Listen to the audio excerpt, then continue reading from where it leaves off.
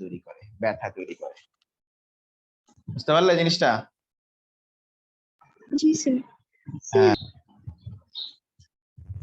আচ্ছা বুঝতে পারছো? তাহলে বলো তো কি হলো, আমি তোমাকে বলি। ধরো গ্লুকোজ, শর্ট রিভিউ দেই। ধরো গ্লুকোজটা আলটিমেটলি ব্রেকডাউন হয়ে হয়ে বলো তো কি তৈরি হলো? পাইরুভেট তৈরি হলো,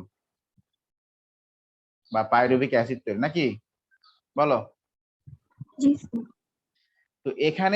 তো এখানে কি হয়েছে? এখানেই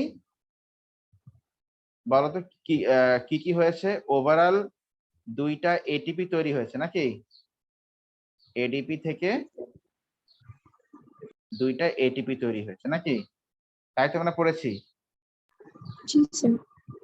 আচ্ছা, আর কি তৈরি হয়েছে? 2টা এনএডি থেকে 2টা কি রিডিউসড এনএডি, নাকি? জি স্যার। তাহলে দেখো এটা হচ্ছে গ্লাইকোলাইসিস। তাহলে গ্লুকোজের গ্লাইকোলাইসিস কন্টিনিউ করতে গেলে অবশ্যই আমাকে রিডিউসড এনএডি, মানে অবশ্যই আমার সাপ্লাই অফ এনএডি লাগবে, নাকি? সাপ্লাই অফ কি লাগবে? এনএডি লাগবে। হ্যাঁ, তো এখন সব এনএডি যদি রিডিউসড এনএডি হয়ে বসে থাকে, তাহলে আমি এনএডি পাবো কোথায়? কি, তাই না? এই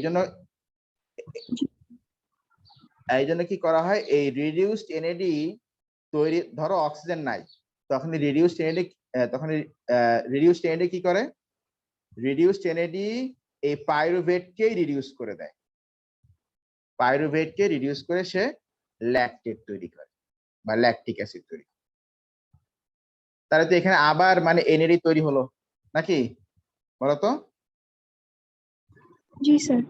রিডিউসড এনএডি এসে সে পাইরুভেটকে রিডিউস করে সে ল্যাকটেট বানিয়ে দিল বা ল্যাকটিক অ্যাসিড বানিয়ে দিল, আবার সে এনএডি হয়ে গেল।